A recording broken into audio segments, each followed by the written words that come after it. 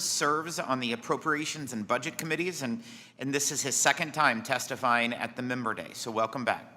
Mr. Chairman and fellow committee members, I'd like to start by thanking you for the chance to speak on behalf of the people of my district during this member session on 4 key ideas, and I'll be brief on each of those.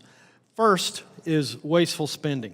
I'm sure that we can all agree that one of the former administration's most troublesome traits was finding new ways to waste taxpayer money. One prime example is the direct file program by the Internal Revenue Service. In 2024, the IRS spent over $24 million launching the direct file tax preparation program, which has less than 1% use rate. This year, the IRS is spending millions more to relaunch that program.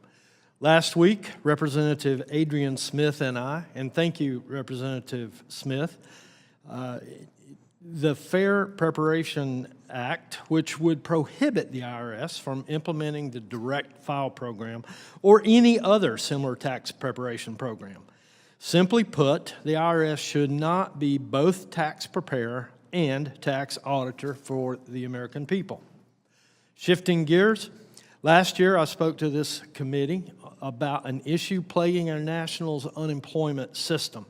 Federal law requires that Americans on unemployment search for and accept work, but it does not require that they interview for a job when offered, which is arguably the most important part of a job search.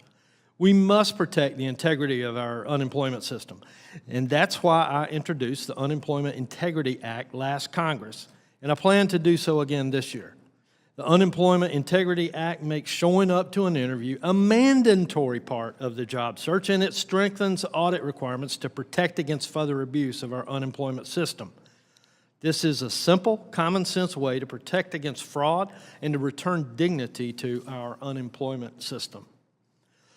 Last year, I also spoke to you about difficulties communities face getting environmentally contaminated sites called brownfields and Superfund sites developed. To address this issue and to spark economic development in historically untouched areas, I introduced the Economic Opportunity for Distressed Communities Act.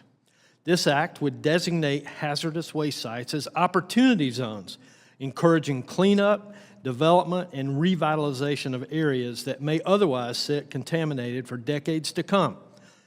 This act is a must and a very simple modification to the Tax Cuts and Jobs Act of 2017.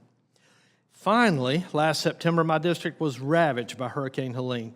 Water crested as high as 40 feet in some areas of North Carolina's mountains, and recovery continues to be a challenge.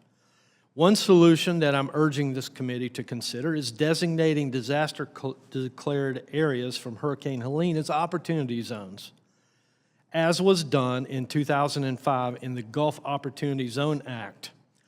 While the GO Zone Act of 2005 is markedly different than the current Opportunity Zone program that we know today, I believe that the Western North Carolina mountains, who is occupied by hard-working folks and were uprooted by Helene, and deserve the same important investments as communities affected by Hurricanes Katrina, Rita, and Wilma in the early 2000s. I'm currently working on legislation in this area, and I ask you to work with me to ensure Western North Carolina has access to every available resource to recover from the devastation of Hurricane Helene. Thank you. Thank you, Mr. Edwards. I now recognize Representative Wesley Hunt, the gentleman from Texas. Mr. Hunt is a